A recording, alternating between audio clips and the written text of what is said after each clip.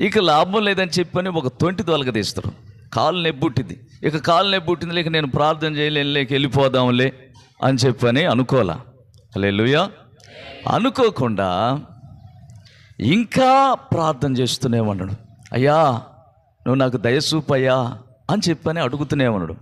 అడిగినప్పుడు ఇక లాభం లేదని యేసయ్య అతన్ని కౌగిలించుకున్నాడు. దేవునికి స్తోత్రం కలుగునుగాక. అతని జీవితం ఎలాగుందంటే, ఒంటరినై ఉన్న నన్ను చేరినావు, జంటగా నిలిచి జయమిచ్చినావు, జయమే నాకు జయమే, జయమే నాకు జయమే.